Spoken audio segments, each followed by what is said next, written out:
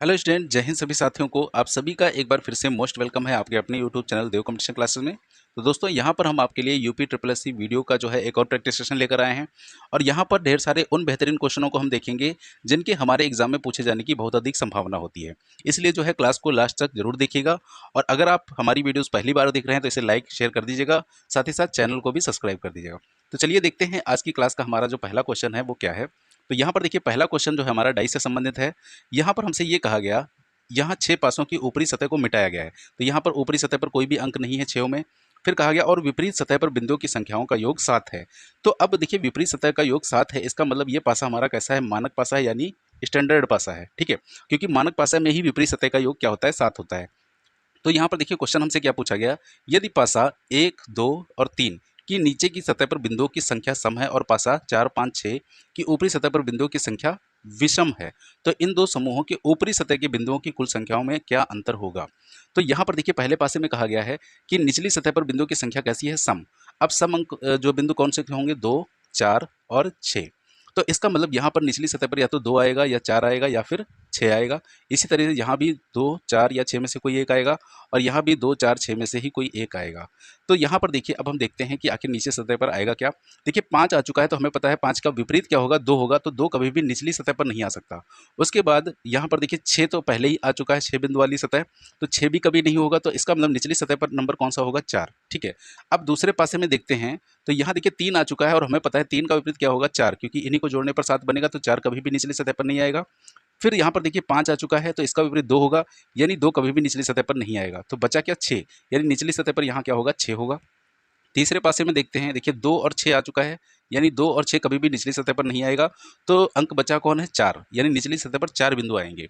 अब यहाँ पर हमसे पूछा गया है ऊपरी सतह का। इसका मतलब यहाँ पर अगर निचली सतह पर 4 होगा तो पहले पास में ऊपरी सतह पर कौन सा अंक होगा, 3, 3 बिंदु वाले। ठीक है, इसी तरीके से अगर निचली सतह पर 6 है तो ऊपरी सतह पर 1 बिंदु वाली सतह होगी, और निचली सतह पर अगर 4 है तो ऊपरी सतह पर 3 अंक वाली बिंदु होगी। ठीक है, अब यहाँ पर चौथे पांचवें छठे में कहा गया है ऊपरी सतह पर बिंदुओं की संख्या विषम है, यानी ऊपर यहाँ जो है संख्याएं वो विषम है, यानी विषम संख्या कौन सी होती है, 1, 3 और 5। ठीक है, अब यहाँ पर अगर हम देखें तो देखिए 5 आ चुका है, तो 5 कभी भी दोबारा नहीं आएगा। देखिए 1, 3, 5 में से ही कोई एक होगा। ठीक है, तो 5 कभी भी दोबारा नहीं आएगा। उसके अलावा 3 भी आ चुका है, तो 3 कभी भी दोबारा नहीं आएगा। इसका मतलब यहाँ पर जो अंक आएगा वो कौन सा आएगा, 1, ऊपरी सतह पर। ठीक है, तो ऊपरी सतह पर अंक आ गया 1। अब यहाँ पर भी 1, 3, 5 में से ही कोई एक आएगा। तो यहाँ पर देखिए 6 आया है, तो हमें पता है 6 का विपरीत 1 होगा, तो 1 कभी भी ऊपरी सतह पर नहीं जा सकता। और यहाँ पर 5 भी आ चुका है, तो 5 कभी भी अब ऊपरी सतह पर नहीं जाएगा। तो यहाँ ऊपरी सतह पर नंबर कौन सा होगा, 3। अब चौथे पासे में देखते हैं, यहाँ भी 1, 3, 5 में से ही कोई एक आएगा। तो यहाँ पर देखिए 4 आ चुका है, तो इसका मतलब 4 का विपरीत 3 जो है होगा, तो 3 कभी भी ऊपर नहीं जा सकता। अब 2 आ चुका है, तो इसका विपरीत 5 होगा, तो 5 कभी भी ऊपर नहीं जा सकता, यानी ऊपर कौन सा अंक जाएगा, 1। ठीक है, तो अब हमसे पूछा गया था ऊपरी सतह के बिंदुओं की कुल संख्या में क्या अंतर है। मतलब पहले तीनों को जोड़ना है, चौथे पांचवें छठे को जोड़ना है और उनका अंतर निकालना है। तो यहाँ देखिए, पहले दूसरे और तीसरे को जोड़ेंगे तो ऊपरी सतह लेनी है, तो 3, 1, 4 और 4, 3 कितना हो जाएगा, 7 हो जाएगा। ठीक है, अब यहाँ निचले चौथे पांचवें छठे में देखते हैं, तो यहाँ ऊपरी सतह पर 3 है, 1, 1, यानी टोटल हो जाएगा 3, 1, 4, 1, 5। तो चौथे पांचवें छठे में आया 5। अब इनका अंतर पूछा था, 7 - 5 बराबर कितना हो जाएगा, 2। यानी यहाँ पर राइट आंसर हमारा कौन सा है, ऑप्शन नंबर सी। ठीक है, तो ये दोस्तों हो गया हमारा आज का पहला क्वेश्चन। आई होप आप लोगों को अच्छी तरीके से समझ आ गया होगा। अब हम चलते हैं अपने दूसरे क्वेश्चन पर। तो यहाँ दूसरा क्वेश्चन हमारा है सिटिंग अरेंजमेंट का। यहाँ पर जो है कुछ व्यक्ति जो है उत्तर की ओर पंक्ति में मुख करके बैठे हैं। अब यहाँ से देखिए, क्वेश्चन कहाँ से कहा गया है, 3 व्यक्ति पी और आर के बीच में बैठे हैं। देखिए, हमने आपको बताया था कि सीटिंग अरेंजमेंट में कभी भी ऐसे पॉइंट से हम स्टार्ट नहीं करते जो संभावना क्रिएट करे, क्योंकि अगर हम पी और आर के बीच 3 व्यक्ति बैठाते हैं तो हमें क्या पता पी और आर में से कौन बाईं तरफ होगा, कौन दाईं तरफ। तो ये हमारा संभावना में चला जाएगा, तो यहाँ से हम क्वेश्चन की शुरुआत नहीं करेंगे। उसके बाद कह रहा है क्यू आर के बाएं दूसरे स्थान पर बैठता है। हाँ, यहाँ से हम जो है क्वेश्चन की शुरुआत कर सकते हैं। तो यहाँ कहा गया क्यू आर के बाएं। तो देखिए, सबसे पहले हम किसको बनाएंगे, आर को बनाएंगे। तो यहाँ पर सबसे पहले आर को बैठाते हैं, ये हो गया आर। ठीक है, अब इसके बाएं दूसरा कौन है, सॉरी क्यू, हाँ इसके बाएं दूसरा क्यू है। तो अब यहाँ पर देखिए, ये उत्तर की तरफ देख रहे हैं, तो इसका बायां जो होता है वो हमारा बायां होता है। ठीक है, यानी इसके बाएं दूसरा 1 और 2। यहाँ पर कौन बैठा है, यहाँ पर बैठा है क्यू। ठीक है, उसके बाद कहा गया आर और एस के बीच एक व्यक्ति बैठता है। अब देखिए, आर और एस के बीच अगर एक व्यक्ति बैठता है तो एस कभी भी इधर तो आ नहीं सकता, एस हमेशा इधर ही आएगा। तो आर और एस के बीच जो है एक व्यक्ति बैठेगा यहाँ पर। ठीक है, ये आर बैठ गया, ये एस बैठ गया, बीच में एक व्यक्ति हो गया। उसके बाद कहा गया यू आर के दाएं और छठा बैठता है। यू जो है आर के दाएं, दाएं मतलब इधर साइड में, ठीक है, छठा बैठता है, तो 1 2 3 4 5 6, यहाँ पर कौन बैठेगा? यू, ठीक है। उसके बाद कहा गया यू पंक्ति के अंत में नहीं बैठता, इसका मतलब यू के दाईं तरफ भी कुछ व्यक्ति बैठे होंगे क्योंकि ये अंत में नहीं बैठेगा। फिर कहा गया एक व्यक्ति एस और टी के बीच बैठता है। देखिए एक व्यक्ति एस और टी के बीच कहाँ बैठेगा? अब टी कभी यहाँ तो बैठ नहीं सकता क्योंकि आर बैठा है, इसका मतलब टी हमेशा यहाँ पर बैठेगा, तो यहाँ पर एस और टी के बीच में एक व्यक्ति हो गया। फिर कहा गया टी दाहिने छोर से चौथा बैठता है, इसका मतलब ये जो टी है ये दाएं छोर से चौथे स्थान पर बैठता है, इसका मतलब ये दाएं छोर से चौथा कैसे बनेगा? अब बन जाएगा 1 2 3 4, तो ये हो गया दाएं छोर से चौथे स्थान पर टी, ठीक है। तो ये हमारी अरेंजमेंट हो गई है कंप्लीट। अब यहाँ से हमसे देखिए दो क्वेश्चन यहाँ पर पूछे गए हैं। पहला है निम्नलिखित में से आर के दाएं चौथे स्थान पर कौन बैठा है? तो देखिए आर के दाएं चौथा कौन है? आर का दायां मतलब हमारा दायां, 1 2 3 4, टी बैठा है, ठीक है, तो यहाँ पर टी हो गया। फिर कह रहा है, अच्छा एक पहला ऑप्शन देखिए ये क्या दिया गया है, वह व्यक्ति जो यू के बाएं दूसरा बैठा है। अब देखिए वह व्यक्ति यानी जो यू के बाएं दूसरा कौन है? 1 2, यहाँ भी टी ही आ रहा है, यू के बाएं दूसरा, इसका मतलब यहाँ पर ए भी हो सकता है, सी भी हो सकता है, तो ऑप्शन हमारा सही होगा ए और सी दोनों, ठीक है। एस वाला कभी भी सही नहीं होगा, बी ऑप्शन। अब हमसे दूसरा क्वेश्चन इसी में पूछा है उपरोक्त पंक्ति में कुल कितने व्यक्ति हैं? तो यहाँ पर कुल व्यक्ति कितने हैं देख लीजिए, 1 2 3 4 5 6 7 8 9 10, 10 व्यक्ति कुल है, यानी ऑप्शन नंबर इसका बी जो है हमारा वो राइट हो जाएगा, ठीक है। तो ये हमारा हो गया दूसरा क्वेश्चन जो कि सीटिंग अरेंजमेंट का था।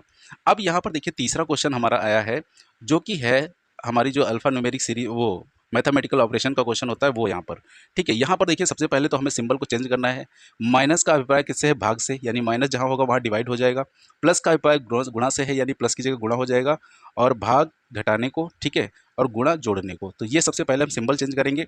अब हमसे कहा गया इसमें से कौन सी समीकरण सही होगी, तो यहाँ पर देखिए हम ऑप्शन एलिमिनेशन ट्रिक का यूज़ करते हैं। अब इसका यूज़ हम कैसे करेंगे? देखिए जहाँ जिसका मतलब भाग है उसको हम पहले चेक कर लेते हैं।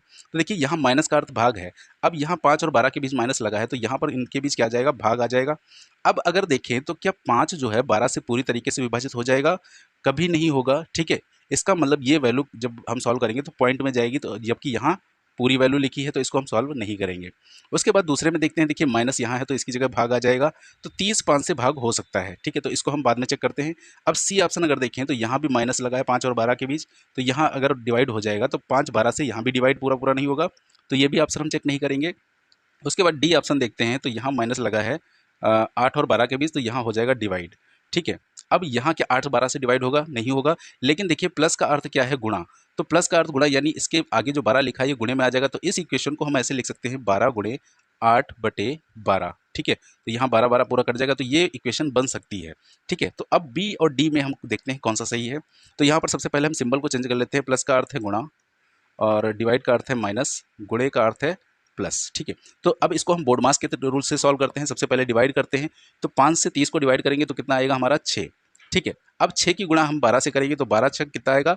72, तो यहाँ आ गया 72, ठीक है। ये वैल्यू जब हमने सॉल्व की पूरी तो आ गया 72।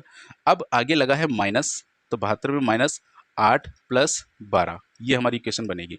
अब देखिए 72 में से जब हम 8 माइनस करेंगे तो हमारा आएगा 64, और 64 में आज जब हम 12 जोड़ेंगे तो हमारा आ जाएगा 76, यानी 76। इसका मतलब ऑप्शन बी ही हमारा जो है वो राइट हो गया यहाँ पर, ठीक है। हमें डी ऑप्शन चेक करने की जरूरत नहीं पड़ी। तो ये हमारा हो गया क्वेश्चन। अब हम चलते हैं नेक्स्ट क्वेश्चन पर। तो देखिए यहाँ पर ये जो क्वेश्चन है हमारा, ये हमारा वेन डायग्राम का क्वेश्चन है, और यहाँ पर कुछ सब्जेक्ट दिए गए हैं, 3 सब्जेक्ट हैं यहाँ पर, ठीक है। तो इस तरीके से हमने वेन डायग्राम पहले से ही बना लिए हैं तीनों। अब यहाँ पर देखिए 3 सब्जेक्ट कौन कौन से हैं। पहला है मैथ, ठीक है, तो ये पोर्शन हम मान लेते हैं मैथ का है, गणित का, ठीक है। उसके बाद दूसरा पोर्शन है अंग्रेजी, यानी ये जो पोर्शन है हम इंग्लिश का मान लेते हैं इसको। फिर और इसके साथ कौन सा है? रीजनिंग, ठीक है। चलिए रीजनिंग भी आ गया, तो ये है हमारा रीजनिंग। अब यहाँ पर देखिए हमसे क्या कहा गया है, 50 विद्यार्थी 30 विद्यार्थी गणित में उत्तीर्ण हुए हैं, यानी टोटल मैथ में कितने हैं? 30, और अंग्रेजी में कितने हैं? 50, और रीजनिंग में कितने हैं? 80। देखिए रीजनिंग में सबसे ज़्यादा परसेंटेज है, इसका मतलब रीजनिंग में लोग बहुत मेहनत करते हैं। अब यहाँ से देखिए हम क्या करेंगे, सबसे पहले यहाँ पर हम उस वैल्यू को फिल करेंगे जो तीनों का पार्ट होता है। तो देखिए यहाँ पर तीनों का पार्ट कौन है? कहा गया लास्ट में सबसे अंग्रेजी, रीजनिंग और गणित। अंग्रेजी, रीजनिंग और गणित में कितने विद्यार्थी पास हुई हैं? 2। अब इसका मतलब यहाँ पर तीनों का कॉमन पार्ट जो होगा वहाँ पर हम 2 रखेंगे। देखिए तीनों का कॉमन पार्ट ये है हमारा, ठीक है, ये यहाँ पर हम क्या रखेंगे? 2, तो ये तीनों का कॉमन पार्ट हो गया मैथ, इंग्लिश और रीजनिंग का। तो इसमें कितने पास हो गए, 2 पास हो गए। उसके बाद देखिए अब हम डबल वाला जो है वो फिल करेंगे, 2-2 पोर्शन वाला। तो यहाँ पर कहा गया 5 विद्यार्थी गणित और अंग्रेजी दोनों में उत्तीर्ण है। अब देखिए 5 विद्यार्थी जो है गणित और अंग्रेजी में उत्तीर्ण है, तो मैथ और इंग्लिश का कॉमन पार्ट कौन सा है, ये वाला, ठीक है, ये वाला यहाँ तक। अब यहाँ कितने हैं, 5। तो यहाँ पर देखिए मैथ और इंग्लिश का पूरा कॉमन पार्ट ये वाला होगा, ठीक है। तो पूरा कॉमन पार्ट जब ये वाला है तो यहाँ पर वैल्यू कितनी, 5 हम नहीं रखेंगे क्योंकि 2 वैल्यू इसमें पहले से ही आ चुकी है। तो यहाँ पर 5 में से 2 माइनस हो जाएगा, तो ये वैल्यू आ जाएगी बीच की 3, ठीक है। यानी 3 व्यक्तियों को रखेंगे मैथ और इंग्लिश के बीच में। उसके बाद कहा गया है 15 विद्यार्थी अंग्रेजी और रीजनिंग में उत्तीर्ण है। अब अंग्रेजी और रीजनिंग का कॉमन पार्ट देखिए कौन सा है हमारा, ये वाला, ठीक है, ये पूरा पार्ट है अंग्रेजी और रीजनिंग का। तो इसमें जो है 15 विद्यार्थी पास हुए हैं। अब यहाँ पर देखिए 2 पहले से ही इसमें आ रहा है हमारा, तो इसका मतलब यहाँ पर 15 में से हम 2 माइनस कर देंगे तो कितना बचेगा, 13। तो ये पार्ट आ गया हमारा 13। अब यहाँ पर दूसरा कहा गया था 5 विद्यार्थी गणित में उत्तीर्ण है, ये तो हो गया है हमारा।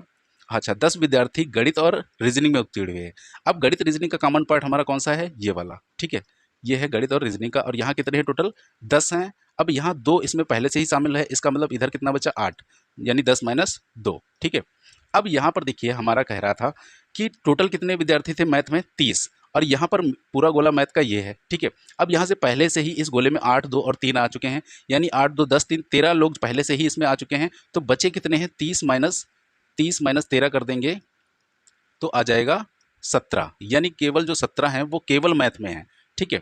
अब यहाँ पर देखिए 50 थे, तो इस गोले को देखते हैं केवल इंग्लिश वाला कितना पार्ट हो जाएगा, 13, 2, 15, 3, 18 यहाँ पर पहले से ही आ चुका है। तो इसका पार्ट कितना होगा, 50 में से हम 18 माइनस कर देंगे तो ये बचेगा 32, यानी केवल इंग्लिश बोलने वालों की संख्या कितनी है, 32।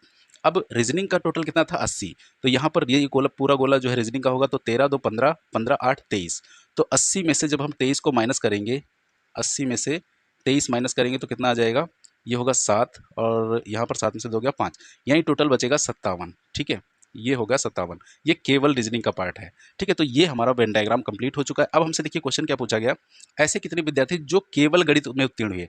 अब केवल गणित का पार्ट हमने क्या बताया, ये वाला है, ठीक है। सारे कॉमन पार्ट हम छोड़ देंगे, जो केवल गणित का होगा वो लेंगे। तो यहाँ पर केवल मैथ में कितने पास हैं, 17, यानी ऑप्शन नंबर ए यहाँ पर राइट हो जाएगा। उसके बाद दूसरा क्वेश्चन कहा गया ऐसे कितने विद्यार्थी जो केवल अंग्रेजी में उत्तीर्ण हुए। अब अंग्रेजी में केवल कितने उत्तीर्ण हुए हैं, 32, ठीक है, यानी इसका ऑप्शन नंबर डी यहाँ पर राइट हो जाएगा, ठीक है। तो उम्मीद करते हैं अच्छे तरीके से आप लोगों को समझ आ गया होगा, ठीक है। चलते हैं नेक्स्ट क्वेश्चन पर अपने। अब यहाँ पर देखिए ये हमारा एक इनइक्वलिटीज़ का क्वेश्चन है, असमानता जिसको हम हिंदी में बोलते हैं। अब यहाँ पर एक कथन दिया गया है हमें ये, और ये कथन हमें 2 टुकड़ों में दिया गया है, ठीक है। एक ये पार्ट है और दूसरा हमारा ये पार्ट है। अब यहाँ पर पहला कुछ 2 निष्कर्ष दिए गए, इसमें हम बताना है कौन सा निष्कर्ष अनुसरण करेगा। तो पहला देखिए है के छोटा है एल से। देखिए यहाँ सिंबल जो यूज होते हैं, छोटा ये छोटे सिंबल है, ये बड़ा या बराबर इसको बोलते हैं। कितने सिंबल होते हैं, छोटा, छोटा या बराबर, बड़ा, बड़ा या बराबर, और बराबर, ये 4-5 जो है सिंबल यहाँ पर यूज़ होते हैं। तो पहला है के छोटा है एल से। तो देखिए के और एल के बीच जो है रिलेशन हमें निकालना है, तो हम के से एल को जाएंगे। तो जब के से एल को जाएंगे, अब देखिए के यहाँ है इस वाले पार्ट में, और एल कहाँ है, इस वाले पार्ट में। तो यहाँ पर हम डायरेक्ट तो इनको जोड़ नहीं सकते क्योंकि ये अलग अलग पार्ट हैं। तो इनको हम जोड़ेंगे कैसे, बी के थ्रू, क्योंकि देखिए बी यहाँ भी है, बी यहाँ भी है। तो सबसे पहले हम के से जाएंगे एस। तो के से एस जाएंगे तो देखिए इसको हम पढ़ेंगे क्या, के छोटा है एस से, क्योंकि के की तरफ मुंह बंद है। तो सबसे पहले के से एस जब गए तो कौन सा सिंबल आया, छोटा। फिर जाएंगे हम एस से बी। तो एस से बी देखिए एस क्या पढ़ेंगे, एस छोटा है बी से, क्योंकि अब जो है एस की तरफ मुंह बंद है। तो अब यहाँ एस छोटा है, यानी फिर से छोटा ही आया है। अब देखिए बी पर पहुंच गए, तो बी से अब डायरेक्ट हम बी पर ही जंप कर जाएंगे, ठीक है। बी से बी पर जंप कर जाएंगे, तो हमें जाना था एल तक। तो अब बी से हम जाएंगे एल। तो बी से एल, अब हम इसको क्या पढ़ेंगे, बी छोटा है एल से, यानी फिर से ही छोटा ही सिंबल आया। अब हमारे रास्ते में तीनों छोटे सिंबल आए हैं, तो इसका मतलब आंसर भी छोटा ही वाला होगा। तो के छोटा है एल से, ये हमारा निष्कर्ष सही है, ठीक है। दूसरा कह रहा है एच बड़ा या बराबर है के से। तो अब देखिए हमें जाना है एच से के। तो एच से के देखिए कैसे हम जाएंगे। तो एच हमारा कहाँ है, एच हमारा है पहले वाले में, ठीक है। और के कहाँ है, के हमारा है दूसरे वाले में। तो यहाँ हम एच से के कैसे जाएंगे, बी के द्वारा ही जाएंगे, ठीक है। तो पहले देखिए एच से के जाने के लिए एच से ओ जाएंगे, तो ऑप्शन क्या आएगा, बड़ा या बराबर, बड़ा या बराबर सिंबल आएगा। फिर ओ से यू जाएंगे तो बराबर आएगा, और यू से बी जाएंगे तो आएगा बड़ा या बराबर, ठीक है। अब बी से हम बी पर जंप कर जाएंगे, क्योंकि हमें के तक जाना था। तो बी से जाएंगे एस तो आएगा बड़ा, और एस से जाएंगे के, तो फिर से आएगा बड़ा। तो यहाँ पर देखिए तीनों ही टाइप के सिंबल आ चुके हैं, बड़ा भी आया है, बड़ा बराबर भी आया है और बराबर भी आया है। तो जब तीनों ही टाइप के सिंबल आते हैं रास्ते में तो हम हमेशा वरीयता देते हैं बड़े वाले को, ठीक है। यानी यहाँ पर जो 100% सही होता है वो एच बड़ा है के से, ना कि एच बड़ा या बराबर है के से। जब बड़ा ना आता तब हम बड़ा या बराबर को वरीयता देते हैं, ठीक है। तो यहाँ पर हमारा केवल पहला निष्कर्ष जो है वो सही होगा, ठीक है। तो ये हमारा हो गया क्वेश्चन नंबर 5। नेक्स्ट क्वेश्चन पर चलते हैं। अब देखिए ये हमारा है डिक्शनरी का क्वेश्चन, और डिक्शनरी के क्वेश्चन को हमेशा हम ऑप्शन के थ्रू सॉल्व करते हैं। तो यहाँ पर देखते हैं ऑप्शन में पहला देखिए ए ऑप्शन जो है इसमें 2 है, बी में 4 से शुरू है, सी 5 है, डी 3। तो हम देखते हैं 2 और 4 में पहले कौन आएगा। देखिए 2 यहाँ है, 4 यहाँ है। तो यहाँ से अगर देखें तो इसमें कॉमन क्या क्या मिल रहा है, इंटर आर तक देखिए दोनों में कॉमन मिल रहा है। अब आर के बाद इसमें वी आया है और इसमें आर के बाद आर ही आया है। तो अब डिक्शनरी में पहले आर आता है या पहले वी आता है, तो पहले आता है आर, ठीक है। इसका मतलब यहाँ पर 2 ऑप्शन हट जाएगा, तो 2 ऑप्शन हट गया, यानी 2 से शुरू नहीं होगा। अब 4 और 5 में देखते हैं पहले कौन आएगा, 4 और 5 में। तो देखिए 4 ये है, 5 ये है। अब यहाँ कॉमन क्या क्या मिल रहा है, आई एन टी यहाँ तक कॉमन है, देखिए आई एन टी तक, ठीक है। अब टी के बाद इसमें कौन सा है, ई आया है, और इसमें टी के बाद आर आया है। तो डिक्शनरी में पहले ई आता है या आर आता है, तो पहले क्या आता है, ई आता है, यानी यहाँ पर 4 नंबर पहले होगा। तो अब यहाँ से 5वां ऑप्शन भी हमारा हट गया। अब हम 4 और 3 में देख लेते हैं कौन सा आएगा। तो 4 और 3 में पहले कौन सा आएगा, 4 यहाँ है, 3 यहाँ है। एक मिनट, हमने कौन सा चेक कर लिया, तीसरा चेक कर लिया, हमें 5वां चेक करना था, सॉरी। देखिए यहाँ ई एन टी, हाँ यहाँ भी ई एन टी तक ही कॉमन है, और इसमें ई आया है, इसमें आर आया है, ठीक है। तो ई ही वाला पहले आएगा, यानी 4 नंबर ही आएगा, 5 हट जाएगा। अब 4 और 3 में हमें चेक करना था, 4 और 3 तो हम चेक ही कर चुके हैं कि इसमें 4 ही पहले आएगा। इसका मतलब 3 नंबर ऑप्शन भी हट जाएगा। तो ऑप्शन हमारा 4 से शुरू होगा, यानी ऑप्शन नंबर बी जो है हमारा राइट हो जाएगा, ठीक है। तो इस तरीके से दोस्तों आप जो है हमेशा डिक्शनरी के क्वेश्चन को ऑप्शन से करा कीजिए, जल्दी क्वेश्चन को ये इससे जो है सॉल्व कर सकते हैं आप। अब यहाँ पर ये क्वेश्चन है डाटा सफिशिएंसी का, ठीक है, आंकड़े पर्याप्तता का। तो यहाँ पर हमसे कहा गया बिंदु ए बिंदु बी से किस दिशा की ओर है, और 2 हमें जो है यहाँ पर स्टेटमेंट दिए गए हैं, हमें बताना है कौन सा स्टेटमेंट सही है उत्तर देने के लिए। तो सबसे पहले यहाँ कहा गया, पहले स्टेटमेंट देखिए, तो यदि एक व्यक्ति बिंदु ए से पश्चिम की ओर 5 मीटर चलता है, यानी बिंदु ए से पश्चिम की ओर इसको चलाते हैं, तो यहाँ मान लेते हैं बिंदु ए है ये, और यहाँ से इसको हम पश्चिम में 5 किलोमीटर चलाएंगे, तो ये हो गया पश्चिम में 5 किलोमीटर। फिर कहा बाएं मुड़ता है और फिर 5 मीटर चलता है। अब देखिए बायां मुड़ेगा तो इसका मतलब एंटी क्लॉकवाइज मुड़ेगा, तो एंटी क्लॉकवाइज ये है, तो ये बाएं मुड़ता है तो नीचे जाएगा, और कितना चलेगा, 5, ठीक है, ये 5 चला। उसके बाद कहा और वह फिर दाएं मुड़ता है और 4 मीटर चलकर बिंदु बी पर पहुंचता है। अब दायां कहाँ होगा, क्लॉकवाइज में, तो यहाँ पर ये क्लॉकवाइज घूमेगा इधर, ठीक है, ये चला 4 मीटर, ठीक है। अब यहाँ पहुँच गया बिंदु बी पर। तो देखिए पहले वाले स्टेटमेंट से क्या ये आंसर निकल जाएगा कि बिंदु ए बिंदु बी से किस दिशा में है। तो यहाँ से पहले वाले से आंसर निकल जाएगा कि बिंदु ए जो है बिंदु बी से कहाँ है, ये तीर कहाँ जा रहा है, ऊपर जा रहा है, तो ऊपर उत्तर होता है, दाएं जा रहा है तो दाएं पूर्व होता है, यानी उत्तर हो जाएगा उत्तर पूर्व, ठीक है। तो यहाँ से तो पहले से तो आंसर निकल गया। अब दूसरे से देखते हैं क्या आंसर निकल जाएगा। यहाँ कहा गया बिंदु ए बिंदु सी के उत्तर में है, तो ये मान लीजिए बिंदु सी है, और बिंदु ए इसके उत्तर में है, तो ए मान लीजिए यहाँ पर है, ठीक है। उसके बाद कहा गया बिंदु सी बिंदु डी के पूर्व में है, तो बिंदु सी ये जो है बिंदु डी के पूर्व में है, यानी बिंदु डी कहीं यहाँ पर होगा, ठीक है। तो ये हो गया बिंदु सी बिंदु डी के पूर्व में, और बिंदु बी जो है बिंदु डी के पूर्व में है। अब बिंदु डी बी जो है बिंदु डी के पूर्व में है, यानी इधर ही होगा, ठीक है। अब हमें ये नहीं पता है कि बिंदु बी आखिर होगा कहाँ, यहाँ पर होगा, यहाँ पर होगा, या फिर यहाँ पर होगा, क्योंकि डी के पूर्व में होना चाहिए और कहीं भी हो सकता है ये। तो दूसरे वाले से हम देखिए कंफर्म नहीं बता सकते कि कहाँ पर होगा। अगर यहाँ पर होगा तो दिशा बदल जाएगी, यहाँ होगा तब भी बदल जाएगी, यहाँ होगा तब भी बदल जाएगी। तो ये हमारा दूसरा स्टेटमेंट जो आंसर देने के लिए पर्याप्त नहीं है, जबकि पहला जो है आंसर देने के लिए हमारा पर्याप्त है। तो यहाँ पर आंसर कौन सा होगा, केवल कथन एक में दी गई जानकारी पर्याप्त है, ठीक है। तो ये हमारा होगा क्वेश्चन नंबर 7। अगले क्वेश्चन पर चलते हैं, ये भी हमारा डाटा सफिशिएंसी का है। अब यहाँ पर ये मिक्स कोडिंग का क्वेश्चन दिया गया है और हमसे पूछा गया सी का कोड क्या होगा, ठीक है। तो पहले वाले से देखते हैं, यहाँ पर देखिए सी यू, और यहाँ भी कॉमन मिला सी यू, ठीक है। अब यहाँ पर देखिए इसमें है होप और टू, और इसमें है डू और दैट। इसका मतलब ये दोनों अलग अलग हैं, लेकिन सी यू कॉमन मिल गया। तो यहाँ पर दोनों में ऐसे कौन से नंबर हैं जो दोनों में कॉमन हो, तो 3 और 9, 3 और 9, यानी सी और यू का कोड क्या हो जाएगा, या तो 3 होगा या फिर 9 होगा, लेकिन हम कंफर्म नहीं बता सकते 3 या 9 में से कौन सा होगा।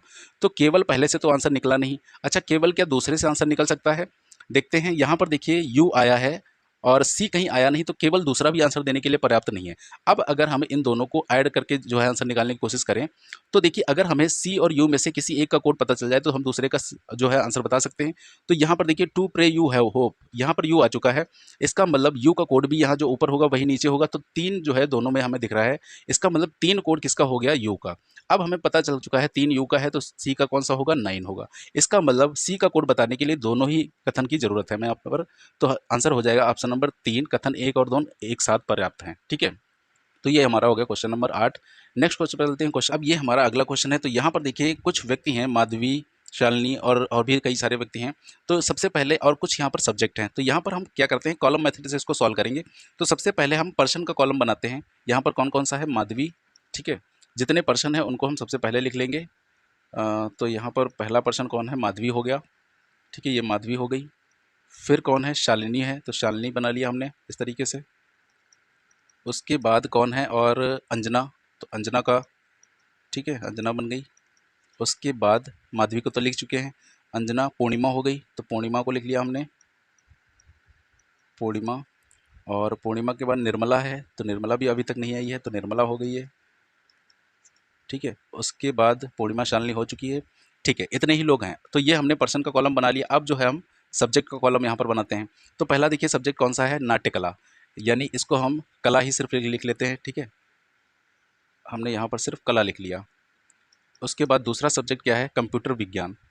तो दूसरा जो सब्जेक्ट है इसको हम सिर्फ कंप्यूटर लिख लेते हैं। ठीक है, आप लोग समझ जाएंगे, कंप्यूटर हो गया दूसरा सब्जेक्ट। तीसरा सब्जेक्ट यहाँ पर और कौन सा है, कंप्यूटर में भौतिक यानी फिजिक्स हो गया। ठीक है, फिर कौन सा सब्जेक्ट है, देखिए यहाँ पर फिजिक्स के बाद इतिहास यानी हिस्ट्री हो गया, हिस्ट्री। उसके बाद कौन सा सब्जेक्ट है, इतिहास, भौतिक और गणित, तो भौतिक हो चुका है। अब मैथ, गणित का मतलब मैथ हो गया। ठीक है, तो ये हो गए सब्जेक्ट मैथ। और कोई सब्जेक्ट है यहाँ पर देखिए, हाँ इतने ही सब्जेक्ट हैं। ठीक है, अब ये हमारा कॉलम जो है बन चुका है, सब्जेक्ट का भी और पर्सन का भी। तो अब देखते हैं यहाँ से हमें क्या क्या जानकारी दी गई है। ठीक है, तो सबसे पहले कहा गया है माधवी और शालिनी नाट्यकला और कंप्यूटर विज्ञान में उत्तम है। यानी माधवी जो है नाट्यकला में उत्तर है, और इसी के साथ साथ कंप्यूटर विज्ञान में उत्तर है, उत्तम है, तो दोनों में टिक कर लेते हैं। और दूसरा कौन है, शालिनी, तो ये भी कंप्यूटर कला और कंप्यूटर विज्ञान में उत्तम है। ठीक है, तो दोनों को टिक कर लिया। इसके बाद कहता है अंजना और माधवी कंप्यूटर विज्ञान और भौतिकी में जो है उत्तम है। तो अब अंजना जो है किसमें है, कंप्यूटर विज्ञान और भौतिक में, तो ये हो गई अंजना। तो ये कंप्यूटर विज्ञान में है और भौतिक में, तो इसमें टिक कर लिया। और इसके साथ साथ माधवी को लिखा गया है, तो माधवी कंप्यूटर विज्ञान में तो हम टिक कर चुके हैं, भौतिक में भी है तो इसको हम भौतिक में भी माधवी को टिक कर देते हैं। ठीक है, फिर कहा गया अंजना और पूर्णिमा, हाँ अंजना और पूर्णिमा भौतिक और इतिहास में उत्तम है। तो अंजना देखिए अब भौतिक में तो उत्तीर्ण थी, उत्तम थी ही, साथ में इतिहास में भी है, तो अंजना का इतिहास में भी हम टिक कर देंगे। ठीक है, तीनों में हो चुका है। और इसके साथ साथ निर्मला है। ठीक है, अंजना और पूर्णिमा, अंजना, पूर्णिमा और निर्मला, 3 लोग हैं, भौतिक और इतिहास में उत्तम है। तो अंजना हो गई, उसके बाद पूर्णिमा भौतिक इतिहास में है, पूर्णिमा भौतिक इतिहास यानी फिजिक्स और हिस्ट्री में है। और इसी के साथ साथ कौन है, निर्मला। ठीक है, ये भी भौतिक और इतिहास में है यानी फिजिक्स और हिस्ट्री में है। ठीक है, तो ये टिक हो गई। आगे कहा गया निर्मला और अंजना भौतिक और गणित में उत्तम है। तो निर्मला जो है भौतिक गणित में उत्तम है, तो ये हो गई निर्मला। तो भौतिक और इसके साथ साथ मैथ, तो मैथ बचा था, भौतिक में पहले ही कर चुके थे तो कर लिया। और इसके साथ कौन है, अंजना भौतिक और गणित में, तो अंजना ये रही। और ये भौतिक में तो इसको टिक कर चुके हैं, मैथ में भी है तो मैथ में भी टिक कर लेते हैं। फिर कहा गया पूर्णिमा और शालिनी इतिहास और नाट्यकला में उत्तम है। तो पूर्णिमा इतिहास और नाट्यकला में है, तो पूर्णिमा हिस्ट्री में है, और इसी के साथ साथ नाट्यकला में भी है, तो ये हिस्ट्री पहले ही टिक कर चुके थे, नाट्यकला भी कर लिया।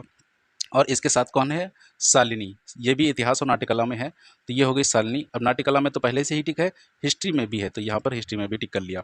अब यहाँ पर देखिए क्वेश्चन हमसे क्या पूछा गया, तो भौतिक इतिहास और नाट्यकला में कौन उत्तम है, यानी तीनों में कौन उत्तम है, भौतिक इतिहास नाट्यकला। तो देखिए भौतिक इतिहास और नाट्यकला यानी पहले, तीसरे और चौथे, चौथे में कौन होना है जो हो वही आंसर होगा हमारा। तो यहाँ पर देखें तो पूर्णिमा जो है देखिए ये नाट्यकला में भी है, भौतिक में भी है और हिस्ट्री में भी है। ठीक है, यही सिर्फ एक है जो तीनों में है, तो यहाँ पर आंसर क्या हो जाएगा, पूर्णिमा। ठीक है, तो ये हमारा हो गया, जो ये लगभग पजल टाइप का क्वेश्चन था और इसको हमने सॉल्व किया कॉलम मेथड से। ठीक है, अब दूसरा क्वेश्चन देखिए, यहाँ पर एक सीरीज़ का क्वेश्चन है। तो यहाँ पर हमसे कहा गया है उपरोक्त व्यवस्था में ऐसे कितने अंक हैं जिनके प्रत्येक के तुरंत पहले एक व्यंजन और तुरंत बाद में एक स्वर होना चाहिए। मतलब ऐसे अंक ढूंढने हैं जिनके तुरंत पहले एक व्यंजन लेकिन तुरंत बाद एक स्वर भी होना चाहिए।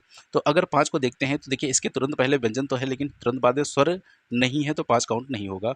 1 के पहले व्यंजन है लेकिन स्वर नहीं है, 1 भी काउंट नहीं होगा। और 2 के पहले व्यंजन नहीं है, काउंट नहीं होगा। 9 के पहले व्यंजन है लेकिन स्वर नहीं है, तो ये भी काउंट नहीं होगा। और 7 से पहले व्यंजन नहीं है, तो ये भी काउंट नहीं होगा। जितने अंक हैं वो हम देख रहे हैं, ठीक है। अब इसके ठीक पहले क्या है, व्यंजन है लेकिन ठीक बाद स्वर नहीं है, तो 1 भी काउंट नहीं होगा। 3 के देखिए ठीक पहले व्यंजन है और ठीक बाद में स्वर भी है, ठीक है। तो यहाँ पर 3 जो है वो काउंट होगा। उसके बाद 4 देखिए इसके ठीक पहले व्यंजन आना चाहिए जबकि यहाँ स्वर है, तो ये काउंट नहीं होगा। 8 के ठीक पहले व्यंजन है लेकिन ठीक बाद में स्वर नहीं है। और 6 के ठीक पहले व्यंजन है लेकिन ठीक बाद स्वर नहीं है। तो यहाँ पर सिर्फ एक ही नंबर ऐसा है, अंक 3, जो जिसके ठीक पहले व्यंजन है और ठीक बाद में स्वर है। तो यहाँ पर आंसर क्या हो जाएगा, ऑप्शन नंबर 2 1, ठीक है। तो ये हो गया हमारा अल्फा न्यूमेरिक सीरीज़ का क्वेश्चन। अगला क्वेश्चन है हमारा, यहाँ पर हमें दिया गया है एक जो है वेन आर्क डायग्राम का क्वेश्चन। तो हमें बताना है महिला चिकित्सक और रोगी के बीच संबंध क्या बनेगा। तो यहाँ देखिए महिला चिकित्सक, सबसे पहले हम क्या करते हैं, इसको पढ़ते हैं, महिला से चिकित्सक। तो देखिए क्या सभी महिलाएं चिकित्सक होती हैं, नहीं, कुछ महिलाएं जो है वो चिकित्सक होती हैं। तो यहाँ कुछ का डायग्राम बनेगा। अब चिकित्सक से महिला पढ़ेंगे तो क्या सभी चिकित्सक महिला होती हैं, नहीं, ये भी कुछ का डायग्राम बनेगा। तो इन दोनों में कुछ का रिलेशन निकल के आया, यानी चिकित्सक और महिला के बीच कुछ का डायग्राम बनेगा। फिर अब हम देखते हैं चिकित्सक और रोगी। तो देखिए पेशेंट और डॉक्टर, भाई ये तो दोनों अलग अलग रहेंगे, है ना। मान लीजिए ये बीच में कौन है, चिकित्सक है, और ये हो गई महिला। अब रोगी और डॉक्टर क्या होंगे, अलग अलग होंगे, ठीक है। लेकिन तो लेकिन यहाँ पर कुछ महिला जो होती हैं वो रोगी हो सकती हैं, यानी पेशेंट हो सकती हैं, ठीक है। और जो पेशेंट और डॉक्टर हैं वो अलग अलग रहेंगे, पेशेंट और डॉक्टर, ठीक है। ये डॉक्टर का था। तो यहाँ पर ये डायग्राम बनेगा, ठीक है। लेकिन अगर यहाँ पर हम देख पा रहे हैं तो ऐसा कोई भी डायग्राम यहाँ पर नज़र नहीं आ रहा है। अब यहाँ पर कभी कभी ऐसा होता है कि जो परफेक्ट डायग्राम होता है वो नहीं बनता है, तो हम ऐसा डायग्राम टिक करेंगे जो सभी में मतलब सबसे ज़्यादा परफेक्ट हो। अब देखिए यहाँ तीनों में कुछ का रिलेशन है, तो यहाँ पर पहले वाले में कुछ का रिलेशन नहीं बन रहा है, बी वाले में कुछ का रिलेशन नहीं बन रहा है। अब अगर डी देखते हैं तो यहाँ पर एक जो है आल का रिलेशन बना है। अब जबकि हमें पता है कोई भी ऑल का रिलेशन कभी नहीं बनेगा, ठीक है। तो यहाँ पर अब सबसे सुटेबल हमारा ऑप्शन सी ही है। तो यहाँ पर इन्होंने फिर ऐसे माना होगा, तीनों में कुछ का रिलेशन आएगा, कुछ डॉक्टर जो है महिला हो जाएंगी और कुछ महिला जो है डॉक्टर हो जाएंगी, और कुछ डॉक्टर रोगी यानी पेशेंट हो जाएंगे, कुछ महिला पेशेंट हो जाएंगी, ठीक है। तो इस तरीके से कभी कभी जो है हमें जो परफेक्ट डायग्राम नहीं मिलता, तो सबसे जो ऑप्शन में जो सबसे ठीक होगा उसको हम टिक करेंगे, ठीक है। अब यहाँ पर कहा गया यदि इंडिया में स्वरों को उसके पिछले अक्षर से बदल दिया जाए। अच्छा, यानी जितने स्वर हैं उनको उनके पिछले अक्षर से बदल दिया जाए और व्यंजन को उनके अगले अक्षर से बदल दिया जाए, ठीक है। तो शब्दों में अभी भी कितने व्यंजन होंगे। तो देखिए आई को इसके ठीक पिछले अक्षर से बदलना है, यानी एच से बदल देंगे, स्वर होगा। और एन को व्यंजन है तो इसके अगले अक्षर से यानी ओ से बदलेंगे। डी व्यंजन है तो इसको भी इसके अगले अक्षर से बदलेंगे, यानी ई से, सॉरी डी व्यंजन है तो इसको अगले अक्षर से बदलना है, हाँ। तो डी के अगला अक्षर कौन सा हो जाएगा, ई हो जाएगा। अब आई से ठीक पहले एच आएगा और ए से ठीक पहले देखिए कौन सा लेटर आएगा, जेड, क्योंकि ये भी क्या है, एक स्वर है और स्वर को हमें ठीक पिछले अक्षर से बदलना है। तो यहाँ पर व्यंजन कितने आए जरा देखिए, 1 2 और 3। तो यहाँ पर अभी भी 3 व्यंजन हैं, ठीक है। तो ऑप्शन नंबर 1 यहाँ पर जो है वो सही हो जाएगा, ठीक है। तो वहाँ यहाँ पर व्यंजन को अगले अक्षर से बदलना था, स्वर को पिछले अक्षर से, ठीक है। जो हमसे कहा जाए हमें सिर्फ वही करना है। नेक्स्ट क्वेश्चन देखते हैं। यहाँ पर ये रैंकिंग का क्वेश्चन है। यहाँ पर कहा गया 40 लड़कियों की एक पंक्ति में जब कोमल अपने बाएं 4 स्थान खिसकती है, ठीक है, तो बाएं से उसका स्थान 10वां बन जाता है। मान लीजिए ये कोमल थी, ठीक है, बाएं से 10वें स्थान पर, ठीक है, ये बाएं से 10वें स्थान पर हो गई कोमल। अब ये कब 10वें होती है, जब वो अपने बाएं 4 स्थान खिसकती है। इसका मतलब पहले वो कहीं यहाँ पर होगी, ठीक है। अब यहाँ से वो 4 स्थान बाईं तरफ ऐसे खिसकी है। तो अब यहाँ से अगर हम देखें तो क्या आप ये बता सकते हैं कि कोमल का खिसकने से पहले स्थान क्या होगा। तो देखिए अभी अगर 10 है और 4 स्थान ये बाईं तरफ खिसकी है, इसका मतलब पहले ये 10 से ज़्यादा होगी, तो पहले जो इसकी जो स्थान होगा वो 14 होगा, ठीक है, बाएं से। अब आगे कहा गया रीना का दाएं से स्थान क्या होगा यदि वह कोमल के मूल स्थान से दाएं तीसरी है। अब देखिए मूल स्थान कोमल का कौन सा है, ये वाला, खिसकने के बाद वाला मूल स्थान नहीं है जहाँ पहले थी। अब इसके बाएं तीसरा यानी बायां इधर होगा, तो इसके बाएं तीसरे स्थान पर कौन है, रीना, ठीक है। तो यहाँ पर है रीना, ये हो गई रीना, जो कि इसका कहाँ से स्थान बताना है, दाएं से। तो अब इसका दाएं से स्थान कैसे बताएंगे, देखिए रीना का आप बाएं से स्थान तो निकाल सकते हैं, क्योंकि अगर कोमल का अभी ये जो खिसकने के पहले स्थान था वो 14 था, और रीना इससे 3 स्थान दाईं तरफ है, तो इसका स्थान बाएं से कितना होगा रीना का 17, 14 3 17। और हमें यहाँ पर कुल लड़कियाँ पता है कितनी है 40, तो हमें अब इसका दाईं तरफ से स्थान निकालना है। तो हमें पता है हम एक ज़्यादा में से इसको घटा देंगे 41 में से, तो 41 में से हम 17 घटा देंगे, तो आंसर आ जाएगा 11 में से 7 गया 4 और 3 में से 1 गया 2, यानी 24। तो ये ऑप्शन नंबर सी हो जाएगा हमारा 24वां। ठीक है, तो ये हमारा 13 नंबर क्वेश्चन हो गया। अब ये क्वेश्चन है हमारा एक जो है ट्रायंगल काउंट करने हैं। अब यहाँ पर देखिए सबसे पहले आपको इस वाली बेसिक फिगर में पता होने चाहिए कितने ट्रायंगल होते हैं, कि ये जो एक स्टार बनता है इस तरीके से, इसमें कितने ट्रायंगल हैं। देखिए यहाँ पर जो है ट्रायंगल होते हैं 10, क्योंकि हमें 1 2 3 4 5 ये छोटे छोटे 5 तो दिख रहे हैं, और यहाँ पर जो हर लाइन है इससे एक डायग्राम एक ट्रायंगल जरूर बनेगा। ठीक है, प्रत्येक लाइन से, तो ऐसे ही 5 लाइनें हैं टोटल, तो 5 और त्रिभुज बन जाएंगे। अब यही हम देखते हैं यहाँ पर कितने जो है ट्रायंगल है। आपको इसके साथ साथ ये बेसिक फिगर भी पता होनी चाहिए। इसमें कैसे काउंट करते हैं, 1 2 और दोनों को जोड़ देते हैं। तो यहाँ पर देखिए 1 2 3 भागों में डिवाइड है, तो इनको जोड़ेंगे 3 2 5 1 6, यानी यहाँ पर है 6 ट्रायंगल। यहाँ पर है 1 2 यानी 3, ठीक है 3, और यहाँ पर कितने हैं, अब देखिए यहाँ 1 2 3 यहाँ पर, यानी 6 यहाँ पर हो जाएंगे, और ये पूरी लाइन एक दूसरी भी डिवाइड है, तो यहाँ पर 6 इस लाइन पर भी होंगे, यानी टोटल यहाँ पर हो जाएंगे 12। अब यहाँ देखते हैं 1 2, तो यहाँ पर हो जाएंगे 2 1 3, यहाँ पर 1 2, तो ये हो गए 3, लेकिन यहाँ पर एक बड़ा वाला भी है ये। ठीक है, तो यहाँ पर टोटल 3 + 1 कितना हो जाएगा 4। ठीक है, तो टोटल हो गए यहाँ 4। अब इनको आप ऐड कर लीजिए, कितना है 6 6 3 9, 9 और 12 21, 21 और 3 24, 24 और 4 कितने हो गए 28। तो 28 ट्रायंगल तो यहाँ पर ये हो गए। अब देखिए जब हमने आपको इस फिगर में बताया था, तो हमने कहा था यहाँ कुछ छोटे छोटे ट्रायंगल होंगे, जो कि आपने ये छोटे छोटे ट्रायंगल गिन लिए हैं। जब आप इसको गिन रहे थे 1 2 3 3 2 5 1 6, तो इसमें बड़ा वाला ये जो है ट्रायंगल छोटा वाला काउंट हो चुका था सभी में। ठीक है, इसमें हमने सिर्फ अलग से इसको काउंट किया, क्योंकि यहाँ पर 2 1 3 बना, लेकिन ये हमने बाद में अलग से काउंट किया। तो 5 इसके तो काउंट हो गए जो बाहर के थे।